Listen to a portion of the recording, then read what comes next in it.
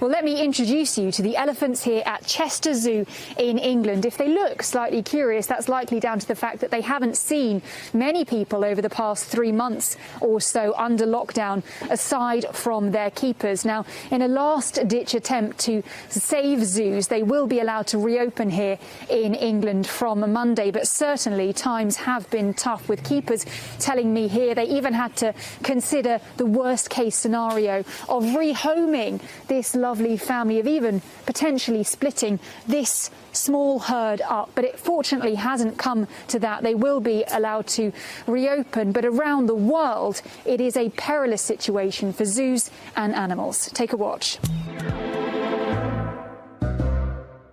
Far from the wild, these lions at London Zoo aren't used to contemplating their survival. But under lockdown, that's exactly what their keepers are having to do. For the past 3 months, these grounds have stood empty. But the animals still need food and care, and staff costs remain the same. Everything happens exactly the same. We still come in, start work at the same time, so have to feed, so have to clean all the animals. The UK's oldest zoo, like many around the world, has faced a fight for its existence. Hey!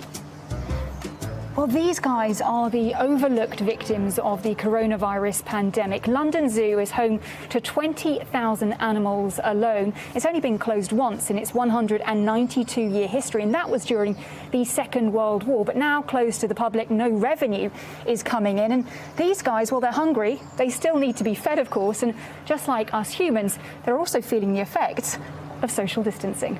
But for those trying to keep the zoo afloat, the loneliness of the penguins is not their main concern. It's extraordinary times for us, and it's been really hard. It's been really hard for several different reasons. One is financially. We're a charity, and so rely 100% on people coming through our gates.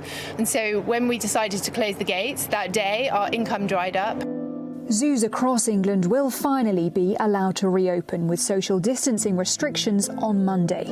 In the United States, though, 80% remain closed as concerns grow for the animals' well-being. Certainly the care of the animals will deteriorate, whether it's the kind of the daily enrichment that they get to make their lives more interesting and fulfilling, or the normal preventative medical care that they get.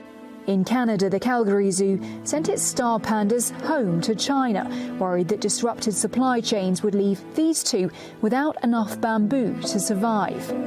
In other countries, it is already a full-blown hunger crisis. Zoos in Indonesia say they could even have to slaughter some animals to feed them to others from next month. Begging the question, when zoos around the world do reopen to visitors, will the animals still be there to greet them? Well, here at Chester Zoo, they are not out of the woods just yet. They're worried about those lower visitor numbers when they do reopen. They're also concerned about a second spike in terms of coronavirus. And to put it very bluntly, for animals and zoos around the world, there is still the risk of starvation. Helena Humphry, NBC News, Chester, England. Hey, NBC News viewers, thanks for checking out our YouTube channel. Subscribe by clicking on that button down here, and click on any of the videos over here to watch the latest interviews, show highlights, and digital exclusives. Thanks for watching.